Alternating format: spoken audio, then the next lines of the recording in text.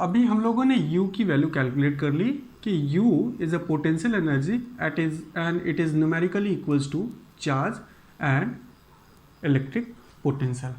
तो हमें ये पता चल रहा है कि अगर हमें इलेक्ट्रिक पोटेंशियल को कैलकुलेट करना है, इलेक्ट्रिक पोटेंशियल जिसे हम रिप्रेजेंट किससे करते हैं, V से, तो उसे कैलकुलेट करने के लिए हमें U की वैल्यू मालूम होनी चाहिए। अगर हम U की वैल्यू कैलकुलेट कर सकते हैं तो हम इस फॉर्मूले में U की वैल्यू सब्स्टिट्यूट करके इलेक्ट्रिक पोटेंशियल को कैलकुलेट कर सकते हैं। तो now our aim is to determine the value of U in the space of electric field.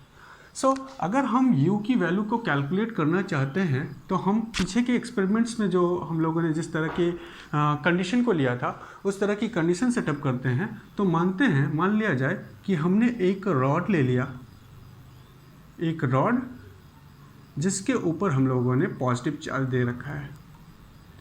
ये हमारा रॉड है और इस रॉड पे हमने पॉजिटिव चार्ज दे दिया। अब अगर इसके ऊपर हम पॉजिटिव चार्ज दे रहे हैं, let the charge given on the rod will be capital Q। सो इस पॉजिटिव चार्ज के कारण इस रीजन में, इसके चारों तरफ स्पेस में इलेक्ट्रिक फील्ड होगा। तो हम कैलकुलेट करना चाह रहे हैं कि अगर किसी चार्ज पार्टिकल को हम इस P पॉइंट पे रखते हैं जो कि इस कैपिटल Q चार्ज के कारण फील्ड सेटअप किए हुए रीजन में है, तो यहाँ पे किसी चार्ज को रखने में हमें पोटेंशियल या पोटेंशियल एनर्जी कितनी होगी।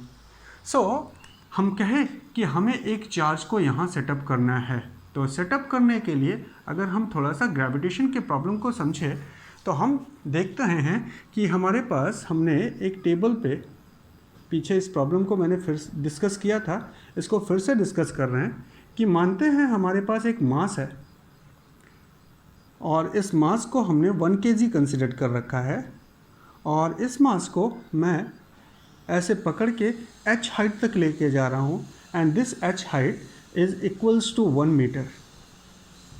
सो हमने इसके ऊपर क्या किया, वो वर्क डन परफॉर्म किए और वर्क डन परफॉर्म करके इस मास को, इस बॉडी को हम इस लोकेशन तक पहुँचा दिए, इस P लोकेशन तक पहुँचा दिए।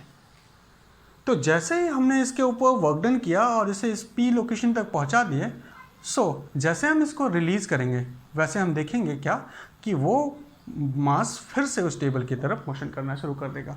नाउ इसका मतलब ये है कि इस ऑब्जेक्ट के पास, इस मास के पास, इस P पॉइंट पे कुछ ना कुछ पोटेंशियल एनर्जी है और वो पोटेंशियल एनर्जी क्या कही जाएगी, ग्रेविटेशन पोटेंशियल एनर्जी। अब अगर इस ग्रेविटेशन पोटेंशियल एनर्जी की वैल्यू हम कैलकुलेट करें तो हम कह सकते हैं वैल्यू का फॉर्मूला, ग्रेविटेशन पोटेंशियल एनर्जी का फॉर्मूला क्लास 11th में हम लोगों ने पढ़ रखा है, क्या होता है, mgh। सो अगर सब्स्टिट्यूट करें g की वैल्यू, हम कह लें कि यहाँ पे अप्रॉक्सीमेटली g की वैल्यू 10 है, तो मास की value 1 kg, height 1 metre, so potential energy हमारी कितनी हो जाएगी, 10 जूल।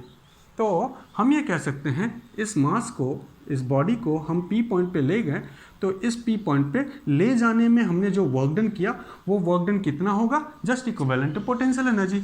हमने वर्क डन किया और वो वर्क डन जो किया गया है वो देखा जाए तो फील्ड के वर्क डन, फील्ड किस डायरेक्शन में है, नीचे की तरफ, हम बॉडी को ऊपर लेके जा रहे हैं, तो ये जो वर्क डन है, इस वर्क डन को हम कहेंगे this will be equals to negative W। ठीक है। अगर इस पोटेंशियल एनर्जी को हम कैलकुलेट करें तो हम कह रहे हैं इस बॉल की पोटेंशियल एनर्जी कितनी होगी, 100 जूल।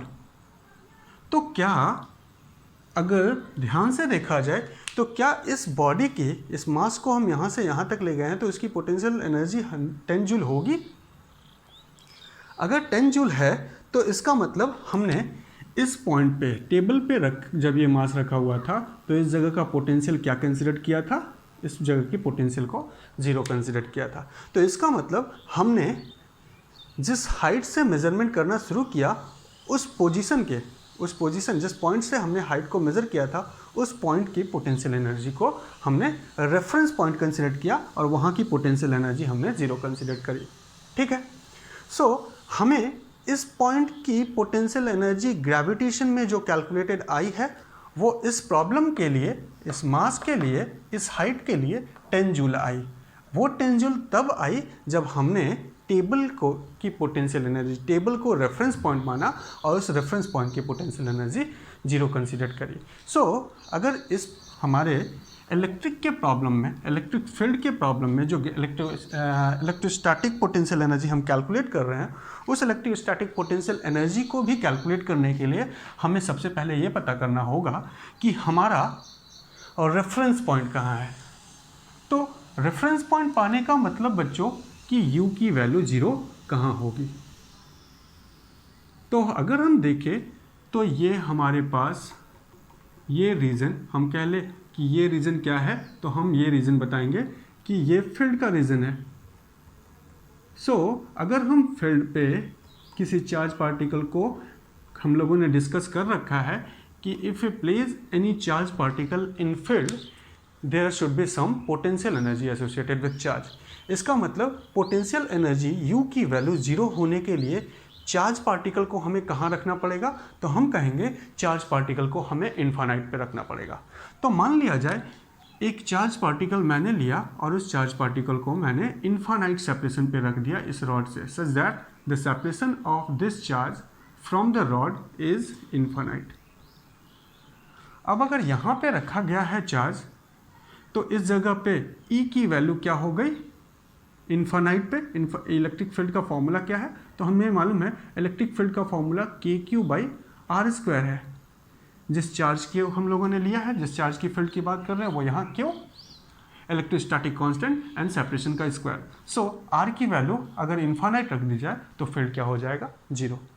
तो हमने कहा the field will be 0 at x is equals to infinite, and if at this location, let us consider this location as P dash, and if the electric field at P dash will be 0, the potential energy is also 0. So हमने reference point कहाँ consider किया, infinite पे। Now अब हम चाह रहे हैं कि ये चार्ज पार्टिकल यहाँ से मोशन करता हुआ इस पॉइंट तक आ जाए, इस P पॉइंट तक आ जाए। तो इसको करवाने के लिए हमें इस चार्ज पार्टिकल को पुश करना पड़ेगा, क्योंकि इस चार्ज पार्टिकल को हमने सिंप्लिसिटी के लिए इसे भी पॉजिटिव और इसे भी पॉजिटिव कंसिडर किया है, जिसके कारण डायरेक्शन ऑफ इलेक्ट्रिक फील्ड कैसी है, direction of electric field left से राइट की तरफ। नाउ अगर देखा जाए तो इलेक्ट्रिक फील्ड इस जगह पे 0 है। अगर इसे हम पुश करते हैं, this is a point P dash is at infinite, let electric field की वैल्यू यहाँ पे इन्फानाइट है, तो फोर्स ऑफ इलेक्ट्रिक क्या हो रहा होगा यहाँ पे, तो हम कहेंगे फोर्स ऑफ इलेक्ट्रिक भी 0 हो रहा होगा। नाउ अगर हम इसे पुश करते हैं, इसे डिस्प्लेस करते हैं और डिस्प्लेस करवा के हम यहाँ पहुँचाते हैं, लेट ये पोजीशन, ये जो पॉइंट मैं यहाँ पे इंडिकेट कर रहा हूँ, ये पॉइंट मान लिया जाए कि इलेक्ट्रिक फील्ड में है। तो जैसे ही हम इलेक्ट्रिक फील्ड में एंटर करेंगे, हम इस चार्ज पार्टिकल को पुश करके इलेक्ट्रिक फील्ड के अंदर ले जाएंगे, हम देखेंगे क्या, क्योंकि वो इलेक्ट्रिक फील्ड के अंदर आ गया, जिसके कारण उसके ऊपर फोर्स लगना शुरू हो जाएगा।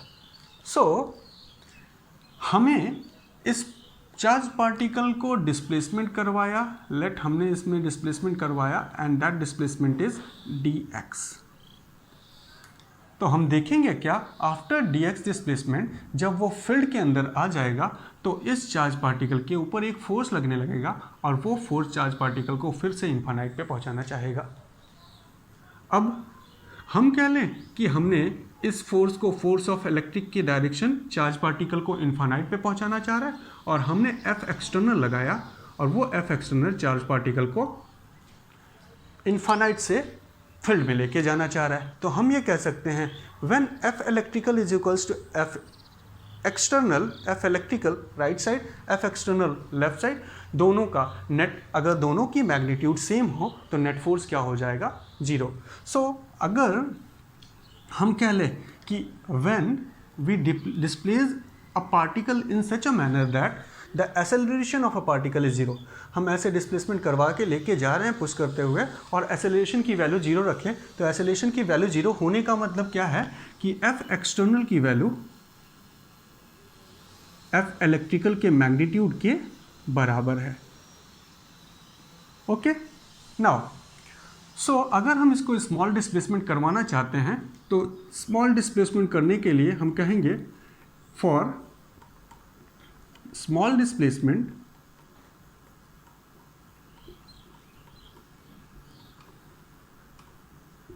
Of charge q of q not, और उस डिस्प्लेसमेंट को मैं क्या लिख रहा हूँ, उस डिस्प्लेसमेंट को मैं यहाँ पे dx लिखा है हमने, for small displacement dx of charge q by external force F external will be some small work done, and that small work done is equals to F external into displacement dx.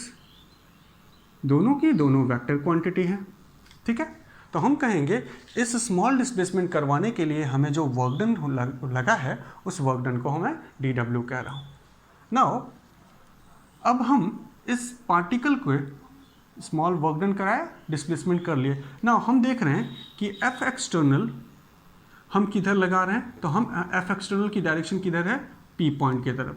Displacement किधर हो रहा है, तो displacement भी उसी P point की तरफ हो रहा है। तो हम कह सकते हैं the work done this D W is equals to F external का मैग्नीट्यूड साथ में डिस्प्लेसमेंट का मैग्नीट्यूड और उनके बीच का कॉस वैल्यू ऑफ एंगल। क्योंकि डिस्प्लेसमेंट भी पी पॉइंट की तरफ, एफ एक्सटर्नल भी पी पॉइंट की तरफ, तो दोनों के बीच का एंगल 0 डिग्री। नाउ कॉस 0 की वैल्यू क्या होती है, तो हम कहेंगे the value of cos 0 is 1, so D W is equals to F external into D X. Okay, अब देखा जाए तो हम कह सकते हैं कि F external and F electrical, क्योंकि एक्सेलरेशन की वैल्यू क्या है, तो हम कहेंगे since acceleration of a particle is 0, net force 0 हो गया, बॉडी मोशन में है तो इट रिमेन इन मोशन, और at that condition F external किसके बराबर होगा, एफ इलेक्ट्रिकल के मैग्नीट्यूड के बराबर, बट साइन अपोजिट। सो हम यहाँ पे एफ एक्सटर्नल की जगह पे एफ इलेक्ट्रिकल पुट कर ले तो हम कहेंगे d W is equals to minus F electric into D x. So इस चार्ज को हमने जो स्मॉल डिस्प्लेसमेंट करवाया है इलेक्ट्रिक फील्ड के अंदर, लेट हम ये कह लें इलेक्ट्रिक फील्ड है, और अब ये चार्ज पार्टिकल स्मॉल डिस्प्लेसमेंट करके इलेक्ट्रिक फील्ड में आ गया है। तो स्मॉल डिस्प्लेसमेंट करने के लिए जो इलेक्ट्रिक फील्ड में फोर्स लग रहा होगा, उस फोर्स को, फोर्स ऑफ इलेक्ट्रोस्टैटिक का फॉर्मूला क्या है, तो हम कहेंगे फोर्स ऑफ इलेक्ट्रोस्टैटिक का फॉर्मूला चार्ज साथ में उस रीजन में इलेक्ट्रिक फील्ड। तो एफ इलेक्ट्रिकल को क्या लिखा जा सकता है, क्यू नॉट, क्योंकि ये चार्ज क्यू नॉट मोशन कर रहा है इसलिए क्यू नॉट इंटू ए। तो हम यहाँ पे सब्स्टिट्यूट करें तो हम कह सकते हैं d W is equals to minus Q not E D x. So अगर इस डिस्प्लेसमेंट, ऐसा स्मॉल डिस्प्लेसमेंट यहाँ हुआ, किसी फोर्स को लग के डी डब्ल्यू मिला, फिर उसके बाद थोड़ा सा डिस्प्लेसमेंट और हम किए जिसके कारण अगला डी डब्ल्यू मिला, फिर उसी तरह से स्मॉल डिस्प्लेसमेंट किए, अगला डब्ल्यू मिला, इसी तरह से छोटे छोटे डब्ल्यू को सम अप करें तो टोटल वर्क डन हो जाएगा। तो टोटल वर्क डन कैलकुलेट करने के लिए हमें क्या करना पड़ेगा, तो गिवन इक्वेशन को इंटीग्रेट करना पड़ेगा। तो हम कहेंगे टोटल वर्क डन बाई, अब देखना है टोटल वर्क डन किसने किया है, ऑफ क्यू नॉट, फ्रॉम कहाँ से कहाँ तक, तो हम कहेंगे फ्रॉम पी डैश पॉइंट कहाँ था, इन्फानाइट पे, और आ कहाँ आ रहा है, पी पॉइंट में। लेट इस पी पॉइंट को मैं x is equals to R के बराबर कंसिडर कर लो। तो हम कहेंगे total work done of Q not from infinity to R, यहाँ से यहाँ तक का सेपरेशन क्या है, इन्फानाइट। वर्क डन करवाते हुए हम कहाँ लेके आए, आर तक। तो हम कहेंगे from infinite to R by force of electric force के द्वारा जो होगा, तो हम कहेंगे इसको इंटीग्रेट कर दें, तो integration of D W which is equals to integration of minus Q not E D x.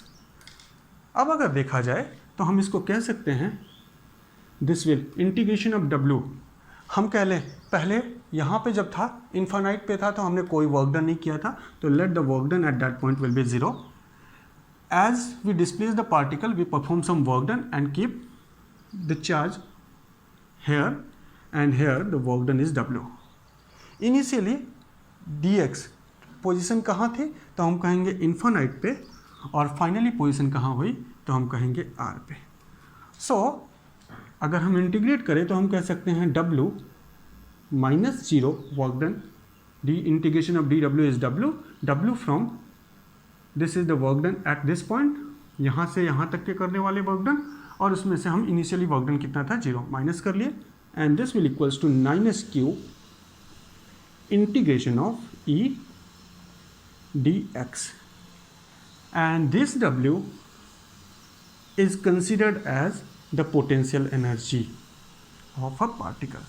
So अगर देखें तो हम ये कह सकते हैं दिस वर्क डन को जो हमने किया वो कहाँ से किया, हमने इन्फानाइट से कहाँ तक गए, P पॉइंट तक। वर्क डन कहाँ से करवाया, इन्फानाइट से P पॉइंट तक, और ये हमारा इंटीग्रेशन किसके बराबर हो गया, this will equals to some negative value of charge, negative sign and the charge.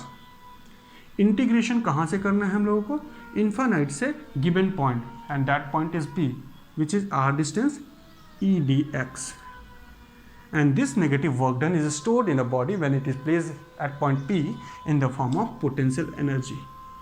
So this is the point of potential energy at this point.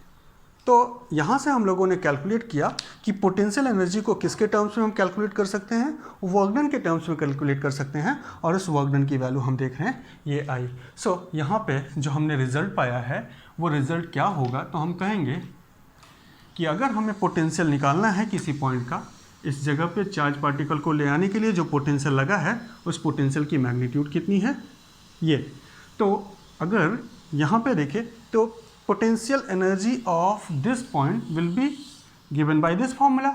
If we put this value here, we get electric potential of point P is equals to, this is potential energy, substitute the value of potential energy there, and this will equals to minus Q naught integration of E dx from infinite to given point,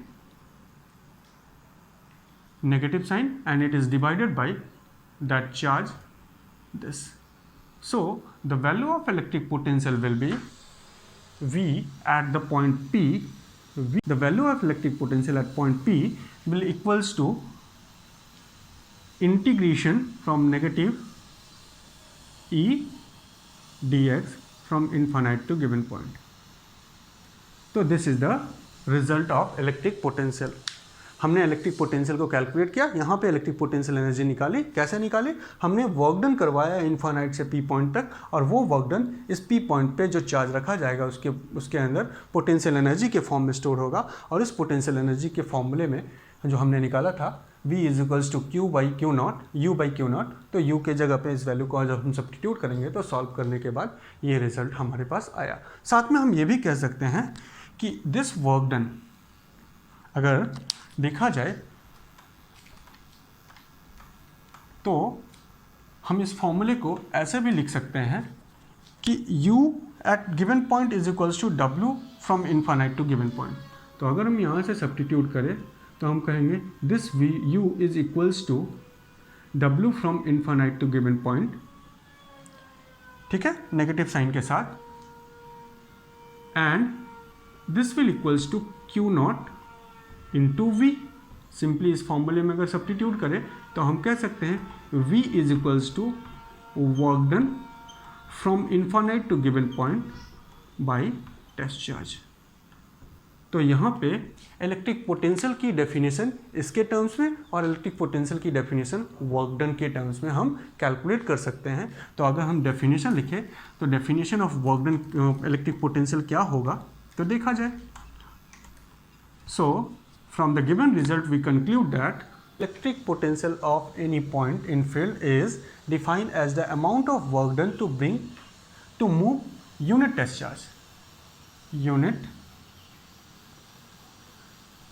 charge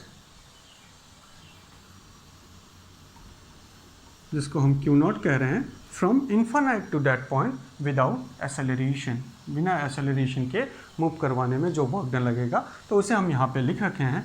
so definition के basis में formula क्या हो जाएगा, electric potential of any point P in the field के अंदर वो point है, उसकी वैल्यू क्या हो जाएगी, amount of work done from infinite to given point per unit test charge. और इसको हम ऐसे भी लिख सकते हैं, this will equals to the potential energy of that point per unit test charge. ठीक है, तो ये हमारे पास डेफिनेशन हो गया। नाउ अब देखा जाए तो वर्क डन कैसी क्वांटिटी है, तो हम कहेंगे work done is a scalar quantity. Work done scalar quantity है और चार्ज भी हमारा कैसा क्वांटिटी है, तो चार्ज भी स्केलर क्वांटिटी है। ऐसे कंडीशन पे हम कह सकते हैं कि पोटेंशियल, इलेक्ट्रिक पोटेंशियल जो होगी वो भी एक स्केलर क्वांटिटी हो जाएगी। तो नेक्स्ट पॉइंट हम नोट कर सकते हैं, V is a scalar quantity. Okay, scalar quantity है। साथ में अगर हम इसकी यूनिट कैलकुलेट करें तो पोटेंशियल एनर्जी या work done is a form of energy, तो उसकी यूनिट क्या होती है, जूल, और चार्ज की कूलम। तो पोटेंशियल एनर्जी की यूनिट क्या लिखा जा सकता है, जूल पर coulomb, which is also equals two volt. ठीक है, तो हम इसको क्या लिख सकते हैं, the unit of electric potential is joule पर कूलम, जूल बाई कूलम, और जिसको सिंपली कैसा लिखा जा सकता है, जूल पर कूलम। एंड क्योंकि हम जूल पर कूलम, क्योंकि इलेक्ट्रिक पोटेंशियल एक ऐसा टॉपिक है, एक ऐसा टर्म्स है जो हमें हमारे इलेक्ट्रिक में कॉमनली यूज़ करा जाता है, इसलिए हम लोग जूल पर कूलम को एक अलग से यूनिट का नाम दे दिए हैं, and that unit is volt. So electric potential is also calculated in a form of volt. ठीक है, नाउ अगर हम इसकी डायमेंशन कैलकुलेट करें तो डायमेंशन क्या होगा, तो हम कहेंगे dimension of electric potential. Electric potential की डायमेंशन निकालेंगे, dimension of capital V, confuse हमें नहीं होना है, it is not volume, it is not velocity, it is electric potential. तो हम यहाँ पे कन्फ्यूजन को दूर करने के लिए सबस्क्रिप्ट में E लगा दिए हैं। So it is called electric potential, and इसकी जो डायमेंशन होगी उसको हम क्या लिख सकते हैं, joule. Joule is a form of energy, so its dimension is ml square t minus 2 and it is divided by charge। तो चार्ज की डायमेंशन क्या होती है, तो हम कहेंगे चार्ज की डायमेंशन 80 होती है। So dimension of electric potential हमें क्या मिलता है, तो हम m l square t minus 3 a minus 1 ये हम लिख सकते हैं। This is the dimension of electric potential. Okay, now एक हमें और चीज़ याद रखना है जो इस पूरे टर्म्स में बहुत इंपॉर्टेंट है, जो कई बार हमारे एग्जाम से पूछा जाता है, डेफिनेशन ऑफ वोल्ट। तो हम कहेंगे डेफिनेशन ऑफ वोल्ट क्या होगा, तो डिफाइन 1 वोल्ट। वोल्ट क्या है, तो हम कहेंगे volt is a unit of electric potential. Electric potential को कैलकुलेट करने के लिए यूनिट यूज़ करी जाती है। तो हमने यहाँ पे देखा है कि हमसे अगर क्वेश्चन पूछा जाए डिफाइन करो 1 वोल्ट, तो हम यहाँ पे कहें कि 1 volt is equals to 1 volt numerical value है, तो यहाँ पे भी 1 कर ले, 1 जूल 1 कूलम। तो हम कहेंगे it is the amount of work energy required for the displacement of a charge of 1 magnitude, so that the work done will be use as to be 1 joule. तो इसको नोट कर ले, तो 1 volt क्या होगा, डेफिनेशन ऑफ 1 वोल्ट, तो 1 volt is numerically equal to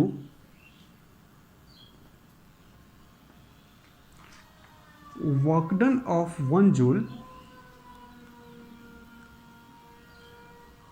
work done of 1 joule by a charge of 1 coulomb, charge of 1 coulomb। 1 coulomb charge जब 1 joule का वर्क डन करता है तो वो किसके बराबर हो जाता है, तो हम कहेंगे 1 वोल्ट के बराबर। ठीक है, तो ये हमने डेफिनेशन ऑफ 1 वोल्ट भी जान लिया कि हाउ टू डिफाइन 1 वोल्ट। अब हमें नेक्स्ट टॉपिक जो पढ़ना है, अभी हम लोगों ने कैलकुलेट किया कि एक फील्ड के रीजन में किसी P पॉइंट पे इलेक्ट्रिक फील्ड कितनी होगी, इलेक्ट्रिक पोटेंशियल कितना होगा, या इलेक्ट्रिक पोटेंशियल एनर्जी कैसे कैलकुलेट करें और उसकी